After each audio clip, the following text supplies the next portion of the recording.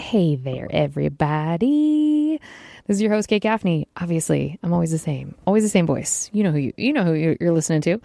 I'm jumping on to let you know that this is another two-parter, as evidenced by the fact that this says part 1, and then next week's will say part 2, with the utterly delightful, hilarious, thoughtful, intelligent, kind, giving, and wonderful Amie Enriquez.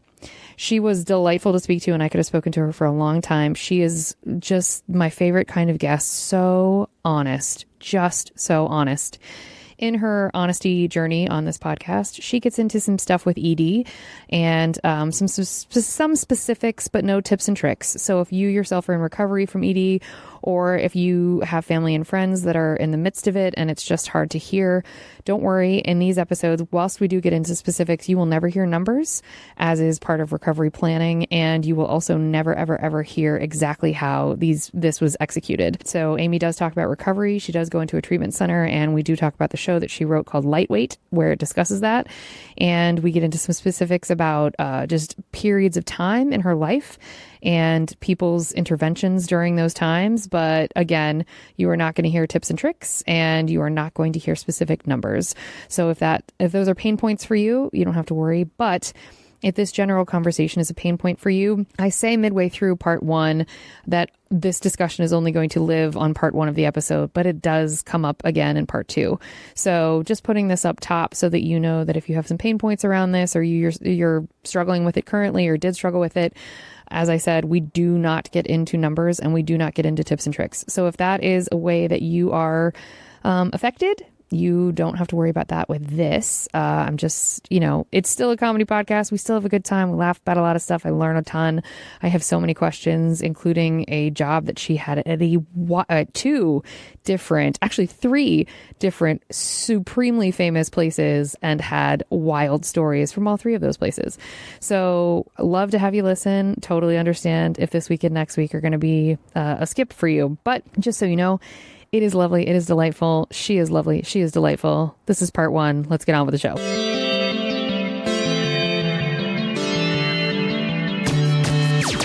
Oh, hi. You're listening to Service from Hell, a podcast featuring people that are currently in customer service positions, or the lucky few who got out, and all of the good, bad, and infinitely irritating things that go along with that work. I'm actor and writer Kate Gaffney, and I'm uniquely qualified to discuss this, as I used to work at a very busy and very popular comedy club in Los Angeles. And at least one of you listening right now has probably grabbed me and told me you were ready to order when I was running around like a crazy person. So let's eat.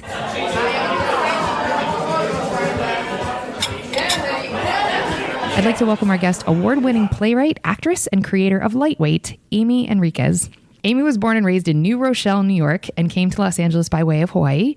She is a graduate of the American Academy of Dramatic Arts, as well as the Second City and Groundlings training programs in Los Angeles. Damn. Amie developed the stage play Lightweight as a way to share her real-life journey through eating disorder recovery, and it immediately played to sold-out houses and rave reviews. Lightweight had a full run at the famed Underbelly venue of the Edinburgh Fringe Festival in August of 2022, which is an insane accomplishment we're going to talk about. And additional festival runs include New York City's Frigid Fringe and United Solo. Lightweight had a 5-week run off-Broadway, y'all. Off-Broadway in New York at the Soho Playhouse in 2023. That is insane.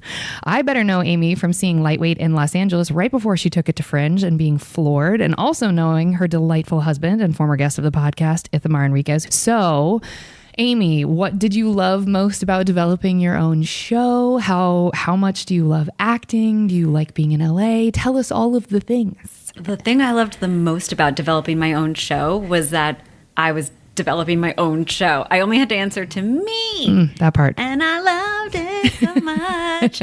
And my director, Lauren Weedman, major shout out to Lauren, is so down for anything. And she is more out there and weird than I am. So it was such a fun collaboration with Lauren to be like, to come to her and be like, I want to do this show about the time I was in a treatment center. It was an addiction treatment center to recover from anorexia, but I was like the only person in there with an eating disorder, and I was in there for a year, and it's a 28-day program, but it's funny. I wanted it to be a comedy. She's like, absolutely, yes. That's amazing. And I wasn't writing it I didn't have any hopes or dreams for it. I was just like, I feel like I have this story and I need to get it out. And I really didn't have a plan for it. I wasn't like, and then it's going to be a pilot, and then it's going to be the next, Girl Interrupted meets Orange is the New Black, which it kind of is, in case anyone's shopping for this. Yeah. But I just wanted to do it. And then it just became, what it is today. Okay, so we're going to get more into the nuances and lightweight. I want to go to a bit more of your origin story. So you're from New York. What brought you out to Los Angeles? Was it acting? Yeah, although I didn't go straight from New York. I'm born and raised in New Rochelle, which is, if you are from the city, you're like, New Rochelle's upstate, and it's not upstate. It's like 20 minutes on the Metro North. It's right just north of the Bronx, but fine. That's New York City. I'm sorry. That's New York City. No one will agree with that. Everyone's like, no. So New Rochelle, it's pretty popular from the Dick Van Dyke Show. That's where they lived on the show, and it is home to, I don't know, Jay Leno, maybe, I think. That's awesome.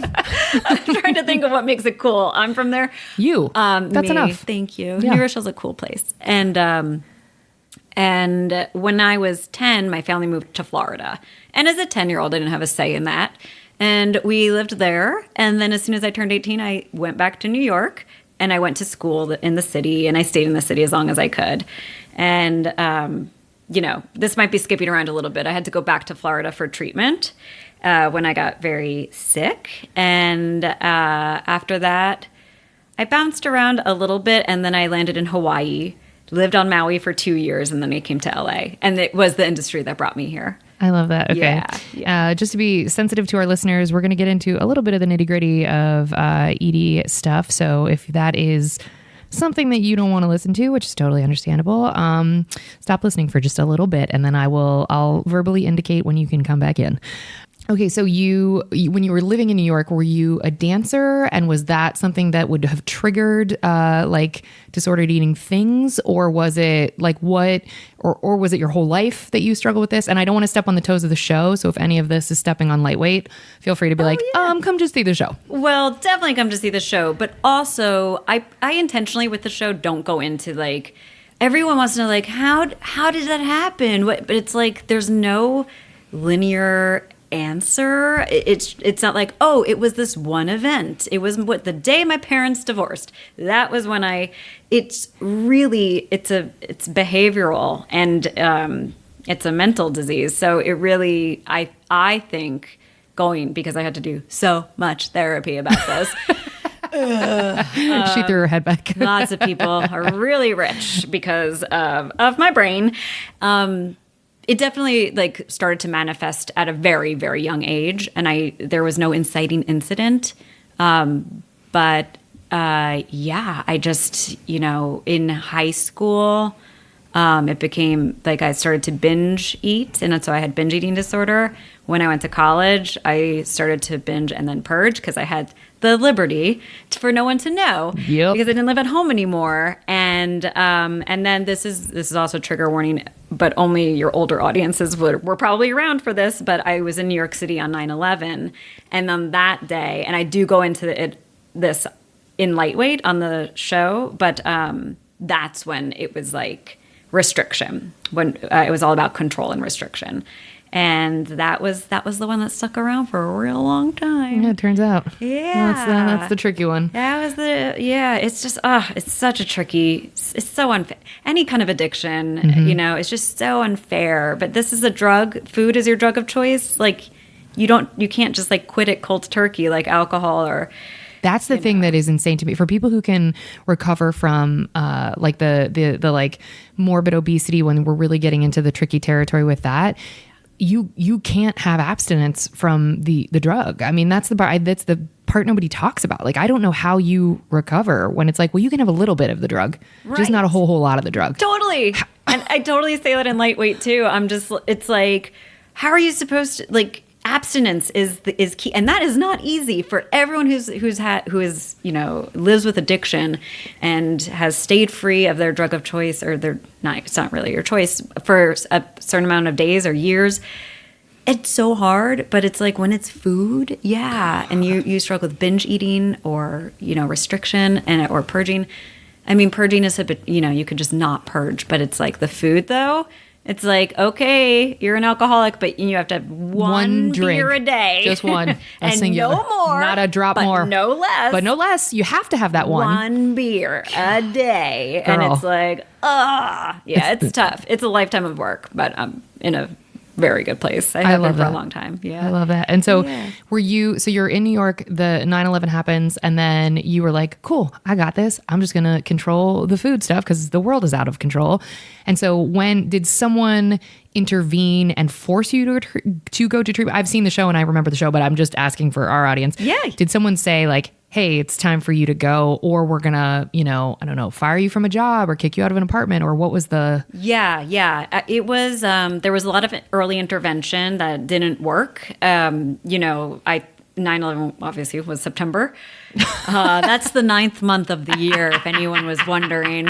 Thank you, Amie. You're welcome. If you take anything from this today, remember that the 9th month of the year is September, people. We got it. And that Christmas, it was a few months later. And so I went home for the holidays, and my family, like in New York, I have a lot of family in New York, and I would wear like 2 pairs of jeans, like who. Even saying that out loud, I'm like, that's how uncomfortable. Is that like to be like, but you think you're so clever. Please? Yeah, you're like, I got this. Yeah. No one notices. Like, I'm doing so well. I'm wearing a winter coat in July. No one's gonna see these bones. No one can see my face. I'm fine. Oh God. I have little apple cheeks. No one's gonna suspect a thing. I'm cold constantly. Don't worry about it. My hair is falling out in clumps. It's hormones. I'm going through menopause. I'm 18. Don't worry about it. Don't ask questions. Literally haven't menstruated in a year. Okay. Oh my God. I'm like growing hair on my face. It's not pretty. So I went home for the holidays for Christmas, and, it was evident because my mom lives in Florida, and, she's like, okay, I've heard from your aunts and they're not wrong. Something's wrong with you. And so once I went back to New York because I was still in school, and I saw a nutritionist and a therapist who specialized in eating disorders. And I was just like not there for it. I didn't see a problem at all.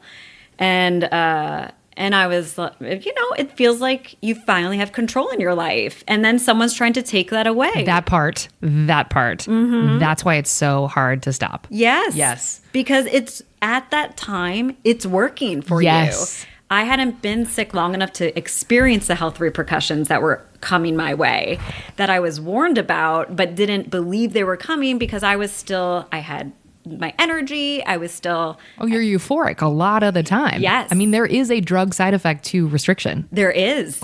And I don't recommend it at all. There are better ways to get this dopamine hit, but also purging, like releases those chemicals. Can't tell you. Where you feel so good until you don't. You have to do it all over again. But there's a 5-minute window where you feel the best you've ever felt in your fucking life. Yes. I know. Yeah. I know. So I went through the motions of trying to...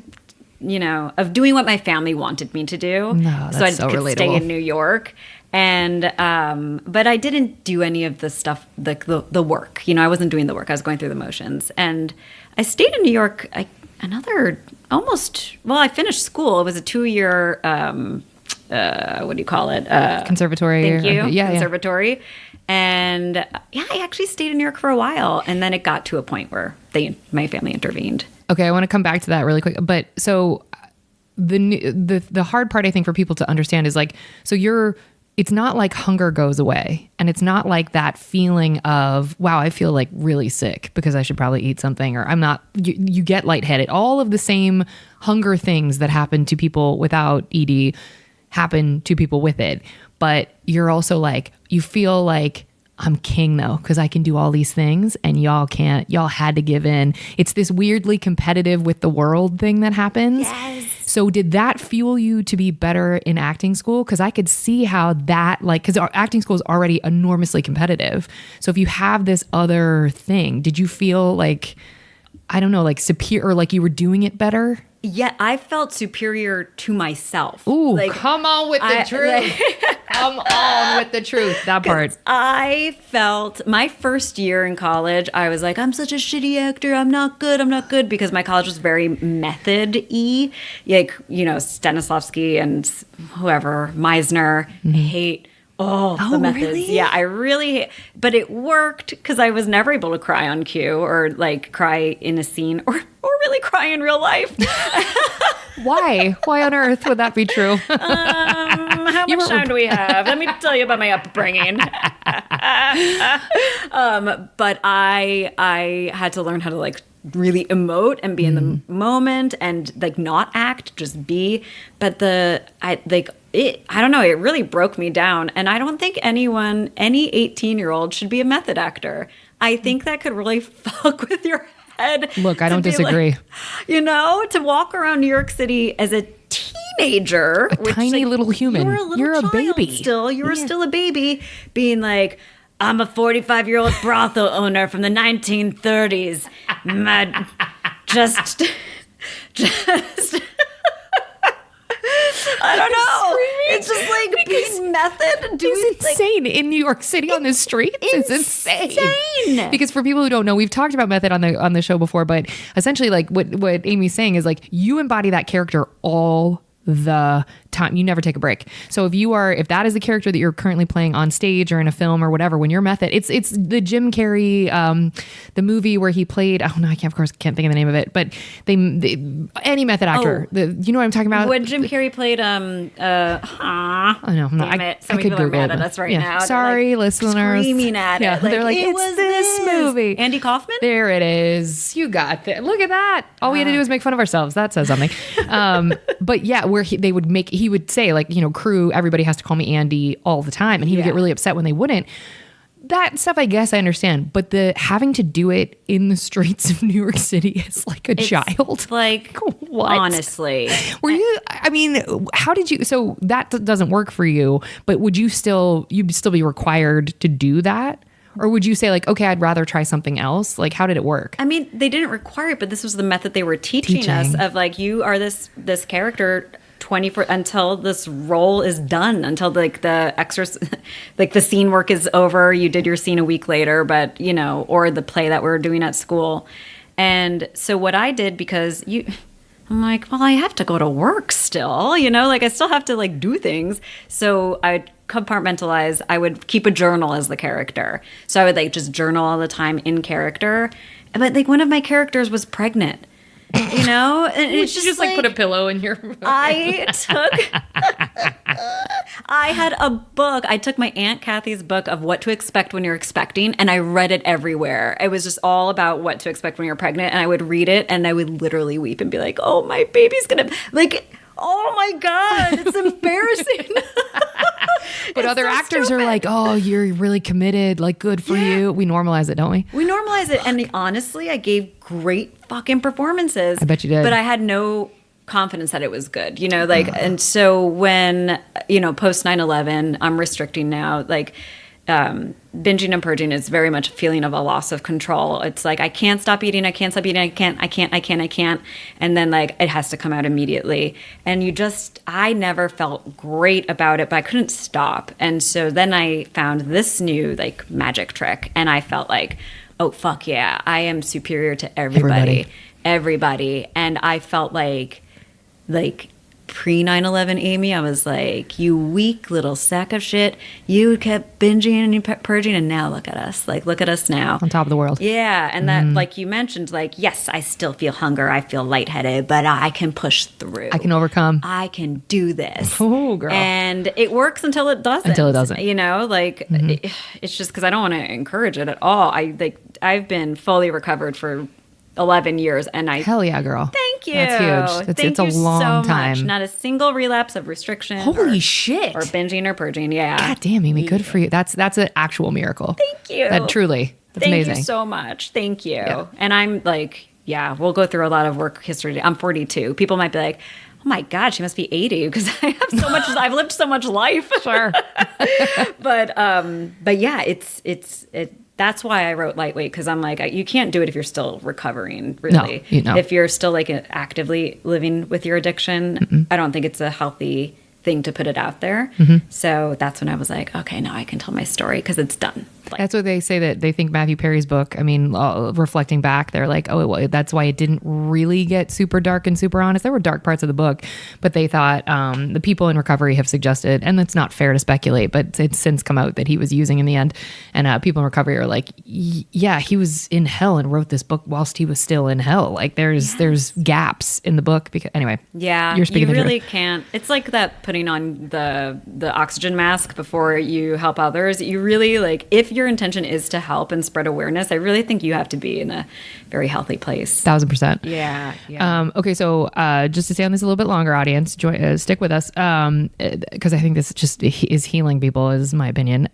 So you feel on top of the world. You're now in your second year of conservatory. Is that the year you go back for Christmas, or you had already gone? Okay, so that's the year you go back. Yes, I go back. Where your mom's like, "Yo, something's up," and you're like, "See ya." I was like, nothing's up, bitch. Back to New York for me to be superior. Sure did. I went right back to New York and kept doing my thing. That's when I was going to a therapist. And now, this is the thing that I think is also really tough about New York and is tough about entertainment.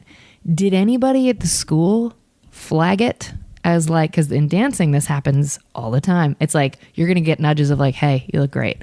So were people at school being like, hey, Amie? You know what's really interesting? The Italian side of my family, which is my dad's side, who I'm not close with him at all, and my parents are divorced, so he'll never hear this, and I don't care. I ruined my dad in my show too, so in lightweight. So you were honest. You didn't ruin him, but you were honest as fuck. That side of the family, they were the ones to be like, "You look really good. You're looking good."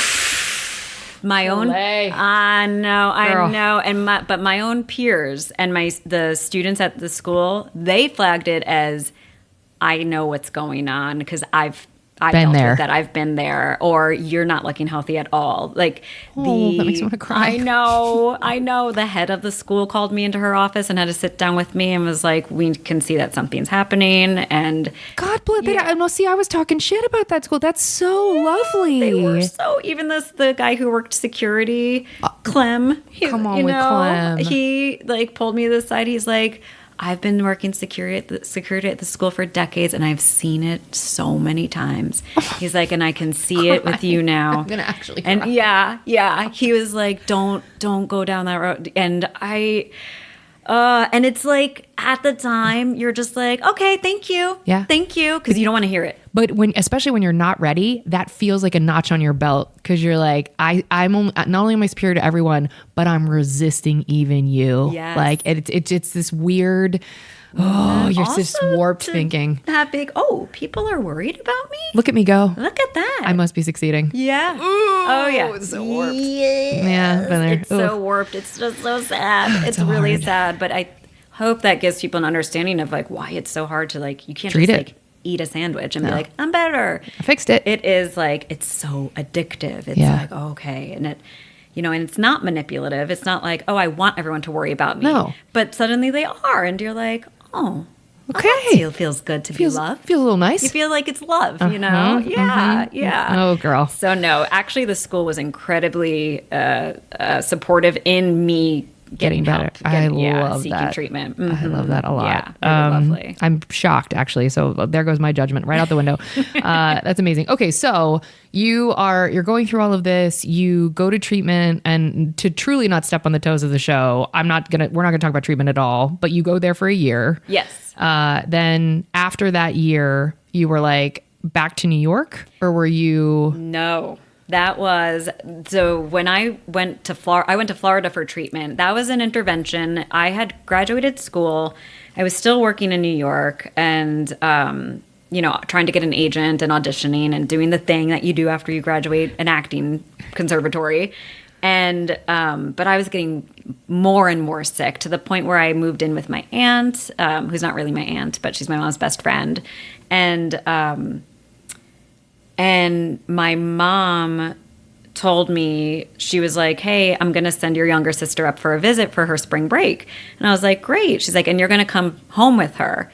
And I was like, why? She's like, I already booked you the ticket and it's on the auto train. It's because I fuck's the auto train? Exactly. I'm going to tell you what the auto train. It is the Amtrak auto train where you put your car onto the train. Oh my God. They have like train cars just for cars, and you ride as a passenger like in like the regular seating area, and it goes from like Virginia to Florida maybe at the time. And I had my car up there. I don't know why I had a car in New York. No one needs a car in New York. But I had my little Saturn, like my 98 Saturn sedan. And she's like, and I booked you and Jessie, my younger sister Jessie, a ticket on the auto train. You're packing up all your stuff. You're coming home. And I was so mad, but I also didn't fight it. Because I think I knew. I was like, nothing. I even had an agent call me out on it. They were like, for an agent to say something is wild. Yeah. I had done like a headshot mail. This is before digital. So I did the headshot mailing to get representation. And I got a lot of interviews with agents in New York. And one of them was like, it was lovely to meet you and talk to you, but it's clear to me that you may be going through something and that I actually we can't represent you. What a gift. Yeah, I know. Like, and even a lovely way of saying it. Not like it's clear you have an eating disorder. It's like it's clear you're going through something. Yeah. Is such delicate. Yeah. I know. That's we lovely. think my experience with the industry has been nothing but kind with the eating. Like, like everyone I've encountered, they're like, no, you can't. We can't send you on you're not ever going to survive a day on the set if you're starving yourself, right? Like it's a lot of energy. And trust me, I'm sure many folks in this business do survive many days on sets starving themselves and or abusing drugs. But yeah, so I really think I was like, yeah, I guess let's just do this, you know? So my younger sister and I jumped on that Amtrak auto train, and I got to my mom's place, and she said, you know, I found a therapist who specializes in eating disorders for you to talk to. And I went to her, and again, bless her heart, she was like, I can't help you. She's like, you are too sick. Oh my God. Yeah. She's like, you need like inpatient treatment. And she gave me a brochure to give to my mom. And then she knew well enough that I was not going to give that brochure to my mother. Absolutely not. So she also went outside when my mom was picking me up and gave her a brochure. Because at that point, no one was letting me drive anywhere by myself. They're like, girl, we don't trust you anymore. Because anorexia specifically is so sneaky.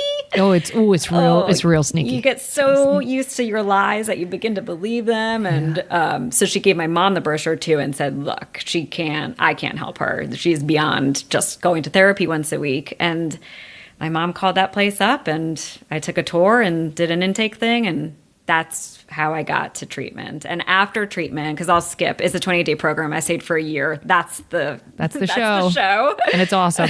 And it's actually funny. It's touching, but it's also very funny. It's real fun. Yeah. It's a good time, guys. It is a good time. It's a real good time. And then after, I'm saying and too much. No, you're not. After I got out of treatment, I was not allowed to work. I was on disability because the treatment center, once they discharged me, was like, you can't work around food. You can't work around alcohol, because officially, like, you're an addict, you know? I'm like, I've never abused alcohol. I definitely have. And, you know, like, I'm not a drug addict. And they're like, no, this is an addiction. This is a mental disease. You're addicted. And so it was like, don't work around food. Don't work around booze. Don't work in a gym. Don't work around anything. Oh, I didn't even think of that. It really narrowed it down. Yeah, especially if you don't have work history, really. My only work history was in the food and beverage, hospitality. And I was like, well, where the hell am I going to work? Truly. So I didn't work for a year, but instead I kind of helped my grandma. She was my grandfather. Her. Yeah. Sorry, I'm going to burp. That's good, but do it on the mic. I'm not editing that out. I was a polite. It was a baby burp. It was a baby ladylike burp. My grandma, she was going through a lot of health stuff, but she was a lady who liked to keep up with appearances. So she needed someone to drive her to get her nails done every week and her hair done twice a week. I kind of love that. And it was the best. I loved it. So I was on disability I drove my grandma around and did her errands for her. Did that feel esteemable? I mean, that must have felt at least sort of good, as if you were contributing, or did it feel like charity? Yeah, I felt good. Yeah. I really enjoyed it. She didn't pay me. No one paid me to work for her. Oh, I thought you were getting paid. No, Oh. you're right. Although, okay. well, I will say this. She's dead. But grandmama, she did pay for my treatment. Yeah. Oh my gosh. Yeah. So actually, I was, in a way, Giving it repaying back. her. Yeah. Yeah, I know. Damn you, Amy. I'm gonna cry. Sorry, do you need tissues? No, I'm okay. I can get tissues. No, let's not stop. I don't want to lose momentum. I'll just sob into my shirt.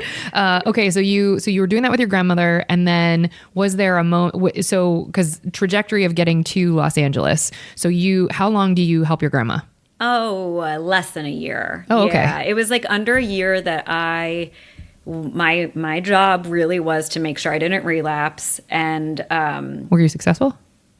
no. Yeah, that's too. Yeah, I was like, wow, holy fuck, really? And here we are today. Here we are And today. I did it perfectly. Perfectly. I That's how was the recovery works. Perfect anorexic and the perfect person to recover out. You get an A in that too. Absolutely not. I still feel like I was still cheating the system when I was out. You're more clever. You're more clever than the system. Exactly. Of course, yeah, it feels amazing. I really, and like when I got into treatment, I lost more weight to prove to them, like, you can't touch me, you can't control me. That is so relatable.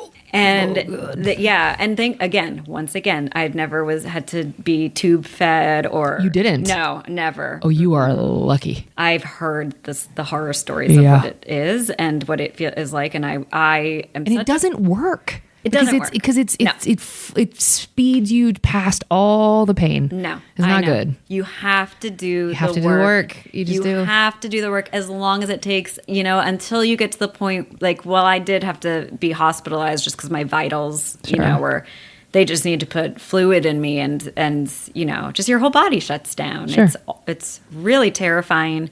And also very interesting what the body does to survive. Mm-hmm. Like right away, it's like we're no longer menstruating. That's first thing to go. That's the first thing to go. Yep. You're growing more body hair, gonna keep you warm. Yep. I'm like, wow, and your organs are weak. Your blood pressure is really low because it's trying to conserve energy. Mm-hmm. And It's wild. it's just so fascinating, and it gave me an appreciation for what the body does and can do and how it can heal.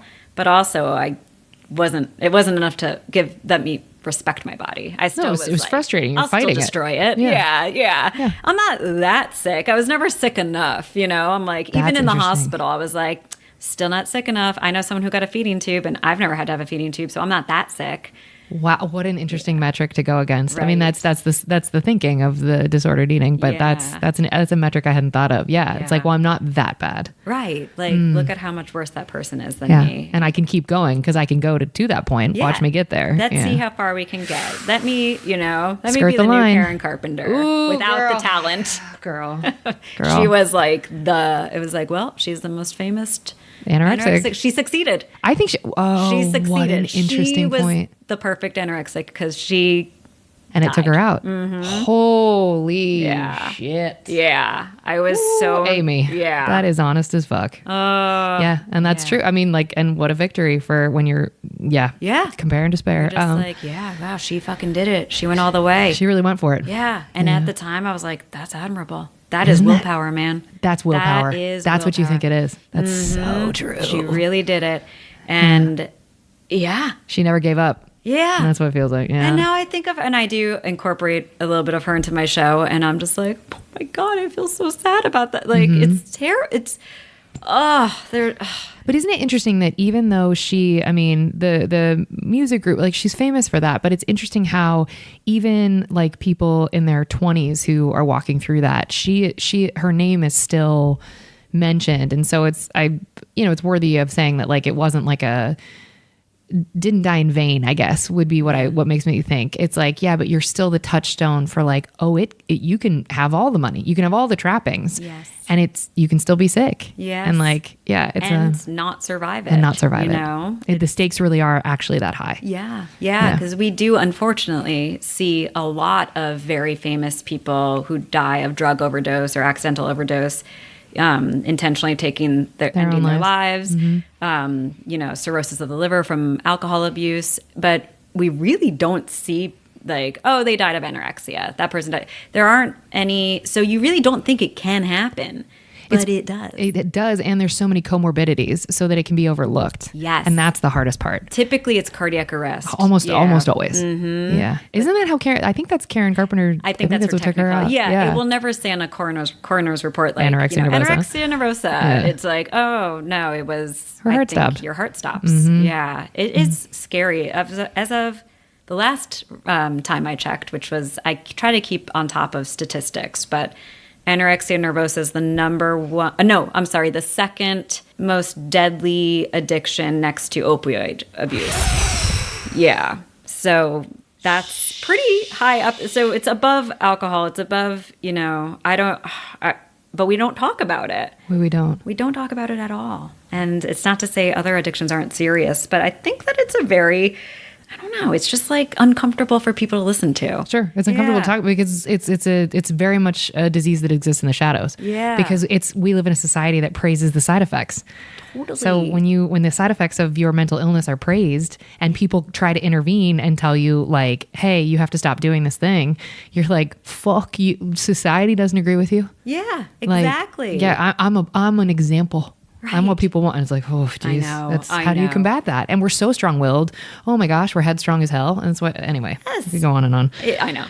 I could be, but yeah, it's like, yeah, it doesn't matter how many examples you have either. If you're going to do what you're going to do, 100%. It is like, yeah, 100%. It's addictive and it's hard to stop. Yeah. But yeah, no, I didn't like stay the course right after treatment. Of course not. I wanted to. Of course. I still I was terrified of losing control, 100%. and so I was like, oh my gosh, I don't, want to be this out of control freak. And so I made sure that some of my like OCD, which I was diagnosed with OCD, so I won't throw around terms like loosely unless I had PTSD, OCD, and my diagnosis was anorexia binge purge type. Oh, I've never heard that specific of a diagnosis. Yeah. Interesting. Okay. I still used exercise as a way to like purge too.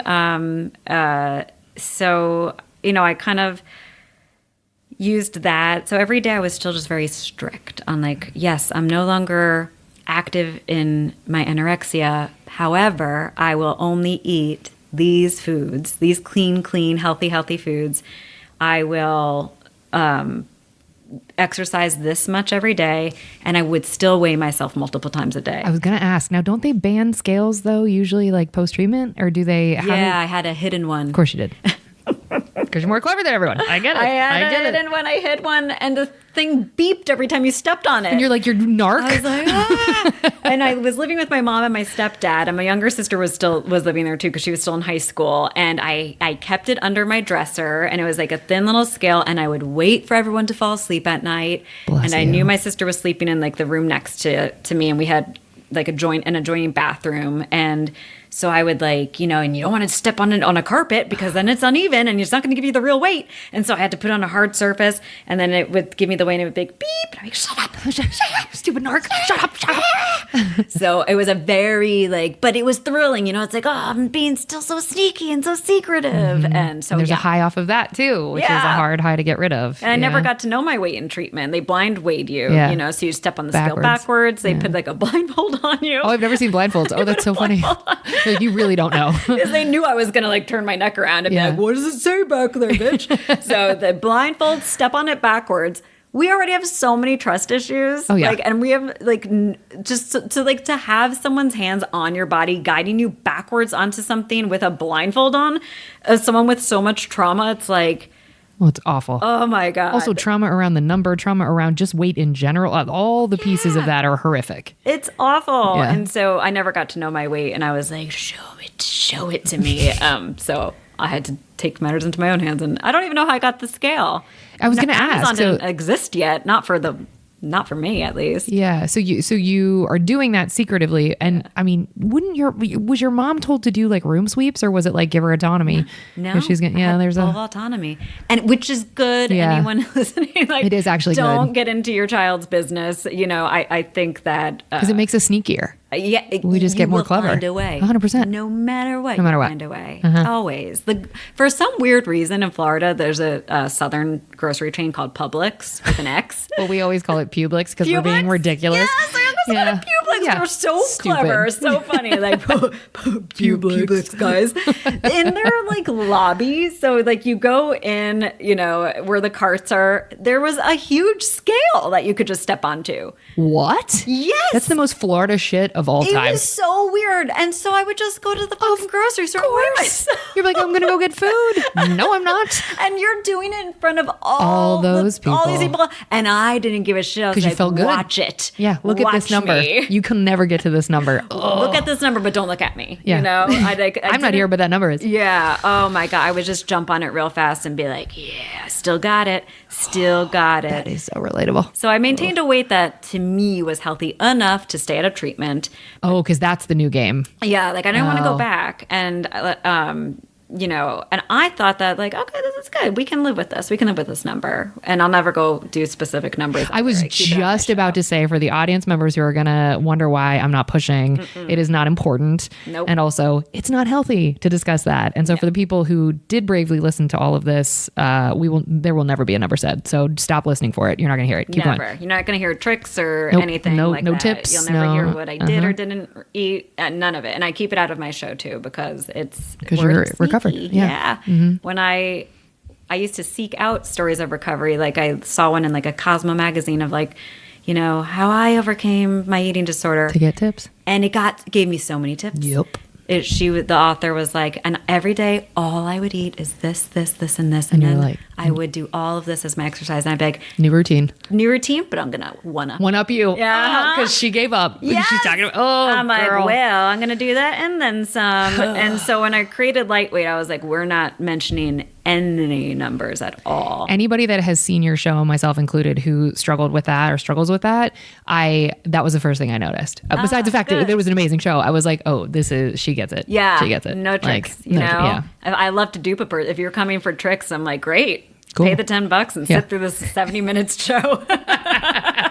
You will never get that information Never know because once. it's not important. It doesn't matter. either. It doesn't matter. It does Yeah. not matter.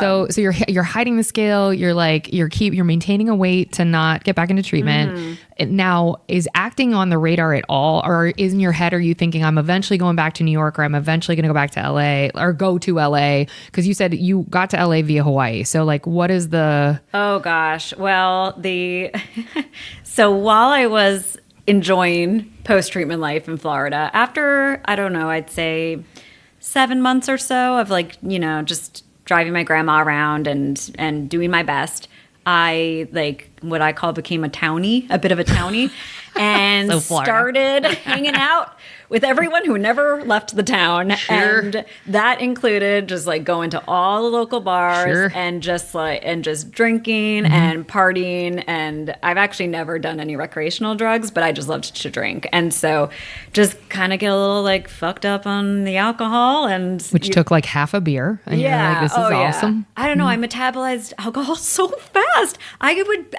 This is not anything to brag about or be proud of, but I was able to drink quite a bit. Oh, interesting. And still be okay. Like I don't know why. That's interesting. It's probably just genetic. It probably must be the Italian in Yeah, me. it's the Italian. And Irish, so it's a real deadly combination. My God, it's more the Irish. I can drink anything. We can't we? God bless. So you become a townie. So I become a townie. I'm partying hard. I'm hooking up with all the cute boys from high school I never Obviously. hooked up with in high school because now I'm confident. Uh-huh. And then, and this might segue into, you know, the other part of the business, not entertainment, but food and hospitality. I was in the car driving home from an audition, actually. I I was auditioning in Florida. I did have agents in Miami. Good job. And I was driving home from an audition, and on the radio, because this is still like 2003 or 4, there was a commercial advertising the new Hard Rock Hotel and Resort that was opening up in Hollywood, Florida, which listeners, that's like close to Fort Lauderdale. It's like north of Miami, we'll say, in like the southeast part of Florida. And they were opening up this like hotel and casino. And they were like, open call for the nightclubs, for bottle servers. And I'm like, whoa, now? And I was like passing the exit in probably 20 minutes. And I looked good. Got my hair and makeup were done. I was looking cute. And I was like, sweet, I'm going. And so I showed up on a whim to this open call for bottle servers. And I got the job. And that is what started me. I wound up living down there. I did not leave Florida for a few years. Okay, we're gonna get into this. Don't worry, everybody. We're gonna get into specifics of that in the next section. Okay, so you don't leave Florida for a few years. Yeah. Then what eventually got you to Los Angeles? What got me to Los Angeles? So I won't go into too much detail about it, but I started dating the bartender at one of the nightclubs. Okay.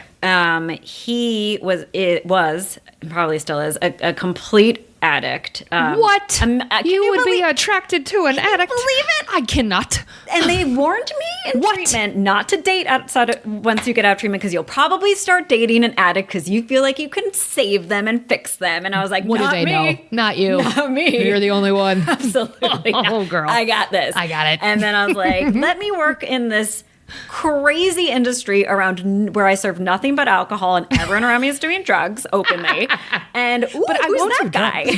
He's so cute. As he's shooting up in front of you, you're like, As he's "What?" like waving 20 red flags. Yeah. And I was like, He's on wow, fire. He's an angry drunk. How hot. I can deal with that. I'm like, I'll I be the got- best girlfriend he's ever had. You know it. Oh, God, know it. girl. And that is exactly what happened. We dated, and then his addiction and anger issues were so out of hand for me that he got an opportunity to take like a kind of like an office-y sort of like job, but a good one, from a friend of his who he went to college with who lived in New Hampshire.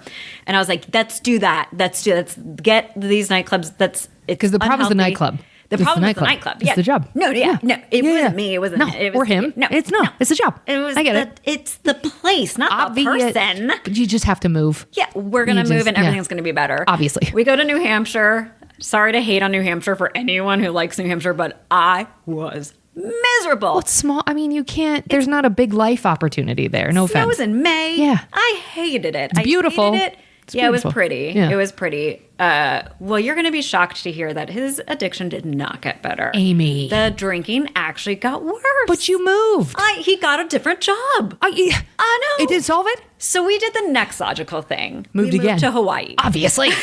Because the next move is going to, girl. To a remote island. Duh. Can't drink there. Yeah, no. Yeah. And then you'll fall in love more. Yes. Yeah, the ocean's right there. We did. We fell in love more. We actually got engaged.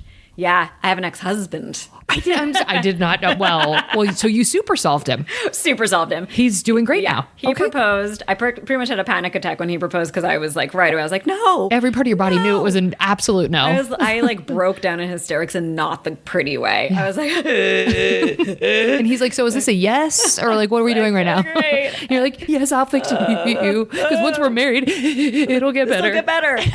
And after we, the reason we moved out there was because his dad lived out there. And so we had been visiting quite a bit, and it was always like this pipe dream. And I've always wanted to live in Hawaii.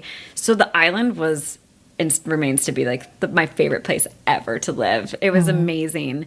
Things got a little bit better for him and there for us after we got engaged. And then it just like turned dark fast. So my next solution to save this poor innocent soul was for us to move again. Yeah, duh. Yeah. That's the next logical thing you do, because all the other moves didn't work, but this one will. Right. I was like, oh, I know what happened. We went too far west. Duh. We should go east to Los Angeles. Yeah. So that's what we did. And we got divorced within 7 months of living here. What? LA didn't solve it? Amie. I mean, this is the best place to be if you're an addict, right? Oh, all the famous people you can meet in AA. I was like, come on. No. Didn't work. Okay. Didn't work. Okay. But was a part of you also like, we'll move to LA and then acting? Because were you auditioning in Hawaii too? Or I were you? was. So you've been able to hit different markets. Yeah. So you have confirmation that you know what you're doing. Yeah. So you're like, it is time. But going to LA would make sense. Yeah, I really was like, I could have stayed on Maui forever and been happy probably, even if we weren't, we got married out there. And even if that had ended in divorce on Maui still, I think I would have still been very happy. But I felt that creative lack, and I was like, yeah, it's great to do background on the Adam Sandler movies when they come through, but and I was auditioning. Lost was still out there, that TV series when I moved out there, but I had to fly myself to Oahu for an audition. This was still, we weren't doing self-tape still. Ugh. Yeah, but back then inter-island flights were like $29, and I was like, I'm out of here for the day, and it was, again, it worked. It was good until it didn't work. It wasn't good. Mm-hmm. And we came to LA. It was my call. I'm like, I think that I need to give myself a chance to really do this before like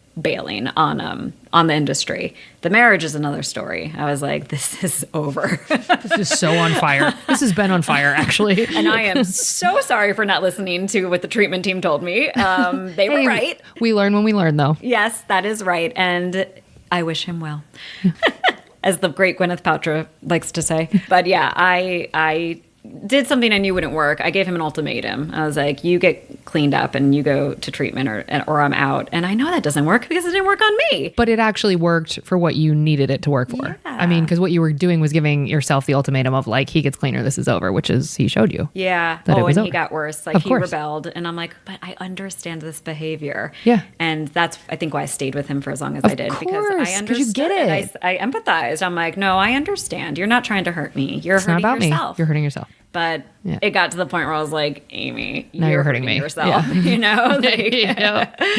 thank goodness I made that call, because now, as you know, I'm remarried to like the best guy in the whole world. The lovely Amie Enriquez. Go back and listen to his episode and you'll get to know him too. He is a delight. Like a literal earth angel. I don't know. I do know what I did to get so lucky. Yeah, you've done the work. The fucking work. You explained what you did. Like, I deserve this. Hell yeah. Yeah, you do. That self-sabotaging old me was like, like trying to sneak its way back in and be like, you don't deserve such a good guy. I'm like, shut the fuck up. Yes, I do. You know what I've been through. You wake up every day as a monster. Like, this is mine. Good job, you. Okay, so you're in LA, you're auditioning, and then we're going to get into our jobs in the next section. Listeners, we are done talking about the ED stuff. Some of it might trickle back in, but the intensity with which we were discussing it before is now finished on this episode. So feel free to join us. We'll give you a second to come back in. Yes, that's right. It's over. We're done talking about it. Okay, join us back. Thanks, everybody. Okay, so you're in LA now, and then acting stuff. So lightweight, I want to go back. So you got to take that to Fringe, which is an enormous accomplishment and expense and headache and wonderful experience. Did you do the full 28 days or however? I forget how long. I did. How many performances did you do? Did you track? 26. Yes. That's a lot. It's a lot. There were, I think, maybe 4 previews and like 21 or 22 performances, which for me, what's the difference? It's all the same. The show. Yeah. You're like, I'm going to go 50% hard. No. So you get it. What made you want Fringe as the touchstone? Was that the goal when you wrote no, you just said you got to get the story out, but was that the goal when you were running it in LA? You were like, no, Fringe has to be where I go next. When I ran it in LA, I opened it at the Second City Hollywood, RIP. RIP hard. Oh man. And, isn't that where you guys met? Yeah, it is. That's where I met Ithmar too. It's sad. It's sad that building's gone. Yeah. That building brought so much joy. Oh my gosh. It's the greatest people in my life. Ithmar included, but my friends. I totally agree. I totally agree. I miss that place so much. Not the parking, not Hollywood Boulevard, that's for sure. But I just miss Second City. Same. And it was really wonderful. Josh Funk, the creative director or artistic director. Creative director at the time, would really, truly let you put up anything on the stage. And, you just pitch a show and be like, and it's like, all right, here's your time slot. And that's how I was able to, without paying anybody $1, Second City they kept the box office sales, which were low. I mean, they didn't charge too much. And that's how I was able to put it up. And I did 4 or 5 shows at Second City. And then when I saw the response to it, that's when I was like, wait a minute, is there something? Should I do more of this? Do people need it? People are responding. And then I was like, okay. And then I was like, maybe I'll do Fringe. Oh, and I love that. Then the pandemic happened. Well, that sucks. So anyway, that raised a lot of, I aged quite a bit, but, so Fringe got canceled in 2020, 2021. They were only inviting, UK locals. Yeah, because the restrictions were still pretty tight. And 2022 was the first year that they were that it was back. Yeah. Yes. And so I was like, okay, we're gonna do this. So I love Fleabag, the series Fleabag that Phoebe Waller-Bridge created, and she debuted her one woman show Fleabag at the Edinburgh Fringe, and I was like, yeah, I want to be with her venue. And so I did. I applied to the Underbelly. I was like, I want Underbelly. That's where Fleabag debuted, and they accepted. I applied to a ton of venues, but that was my top choice. I love that so much. For people who don't know, we won't get into the micro of Fringe, but that is venues. That's almost harder than getting butts in the seats. It is just finding where you can perform, because there's so many shows. Oh my gosh, thousands of shows. Literally thousands. And I was like, no, I want Underbelly, and so I got Underbelly, and I was so happy. And then I was like, wait, how much does it cost to do this? That's what I was going to ask you, girl. It's tens of thousands of dollars. I'm still in a lot of debt. Okay. Yeah, I did the whole fundraising thing, and and that's and then I put up more shows prior to going out there to run some new things in LA. And so it eventually became a goal. And then I went to Fringe, and then I was like, I want off Broadway. I want to take this off Broadway now. And so I took it off Broadway, and now I'm like, I want to take it to college campuses because they need this. Yes. Yeah. That is such a great idea. Thank you. Is that in the works? I'm hoping. That's why I want to film it. I want to film the show so that, because I have pitched it to interested colleges where I actually have connections, and not my college, but other people. Like, I have friends who are professors and do smart things with their lives, and they've pitched it to their colleagues, and they are like so interested. But then when it comes to like the final, like, yes, it's a no, because there's so much fear surrounding it. They're like, well, eating disorders are so problematic on this campus right now. We don't want anything to trigger anybody. And so they're being very careful. But couldn't they give the students the choice whether or not they want to see? I mean, you're very transparent about what the show is about. Yeah, and I'm not going to like trample into people's frat and sorority parties. Like, hey, stop eating disorders. You're all addicts, you little fucks. Get sober. Because we know how well that works. That's everyone's odd. choice to see it. And I thought I'll do a talk back with maybe a licensed therapist. Great idea. And so, so it seems like the response has been, this is such a big problem on our campus, eating disorders, that we don't even want to touch it. Which is such the wrong, in my opinion. No shade to those schools. I understand the legal trickiness therein, but like, that's the actual opposite of what they should be doing. Yes. Because it is it's a pandemic in a lot of ways. It is. Like, and let me tell you, I didn't have TikTok or anything like. Oh, it's so much worse. Oh, girl, I'd be dead. I would be too. I mean that, hand to God, because I would have gotten all that. Sometimes I'll dip into I'll go to this is too honest. Sorry, everybody. I lied. We're talking a little bit about it, but sometimes I'll go to those accounts with those certain hashtags. Yes. Just to emotionally cut. And I'm like, oh, if I were 16, I would no longer be here. It is. I made the mistake of accidentally finding some hashtags, thinking I won't even say the hashtag. I went on TikTok and I was like, I wanted to post about recovery in a positive way, so I was like, oh, I'll do these hashtags. And when I saw what was associated with those hashtags, I was like, horrified. It makes you shake. I was shaking. Yeah. I couldn't believe what I was seeing disguised as recovery. I was like, okay, I have news for everybody on this campus. Your students are not going to get triggered or tricked into anything by me. Nope. A healthy woman who is a rare survivor of one of the most deadly mental illnesses that there is, who is thriving, not just surviving, but like thriving. Yes. And it's so hard to find a living example of that. If I had one, I would have probably recovered earlier and a little more smoothly, knowing that No there question. was hope. That like Yes. I needed to see a living, breathing example, Yes. and not just been told like there's a life out there for you, Amy.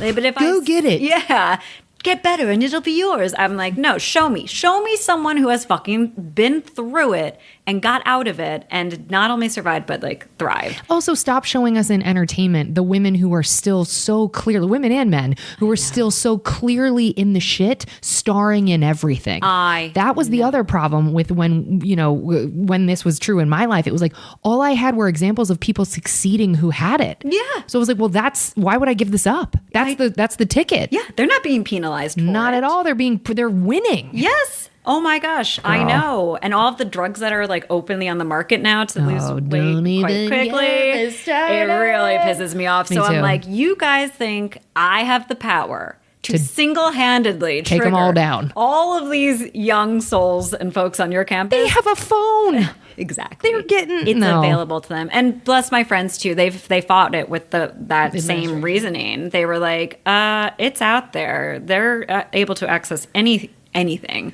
So anyway, I'd like to film lightweight so I can make a proper pitch packet Hell to yeah. show them this is what the show is. And now you can actually see what it is not. And if you're still afraid to touch it, Understood. fine. But Yeah. that's what I'd really like to do with it. Amazing. So you're going to film it. We'll put we're going to give all your info and everything at the end so that people can support you in that way. And we'll give your websites and all of that to also any of our listeners who are attached to universities who have who are curious about bringing this show to campus or want more information. Are you comfortable giving an email right now that they could send an email to? Oh, yeah, absolutely. Email info@lightweightshow.com. So it's LIGHTWEIGHTSHOW. Nailed it. One take. We did not have to go back. Hell yeah. Oh, gosh. One take, Amy. There she gosh. is. Amazing. Amazing. Okay. Okay, Nailed folks. it. We truly are done with the ED conversation. Or some of it might come. I'm just going to, you know what I'm going to do at the top of the episode? I'm just going to let people, you're going to be a two-parter. We're going to let people know what's going on. So folks, we're going to wrap up the first part of this. The specifics of ED stuff is probably done, but just listen with caution. And listen for recovery. Here we go.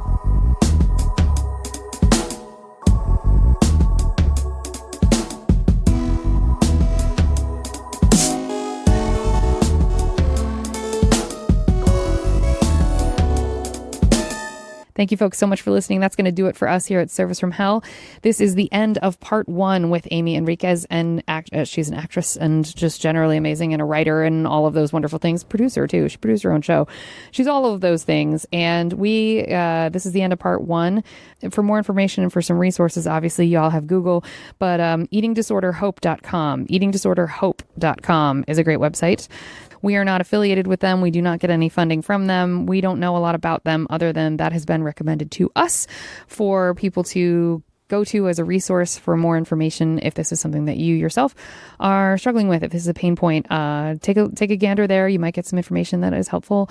Amie has a ton of statistics and information, and she's brilliant and shares all of that. And obviously you just heard that because this is the end of part 1. Next week, we don't get into it as specifically, but there is some more information that does come up. So eatingdisorderhope.com gives you more resources. And thank you all so much for listening. We really appreciate it. We will see you next week for part 2 with Amie Enriquez.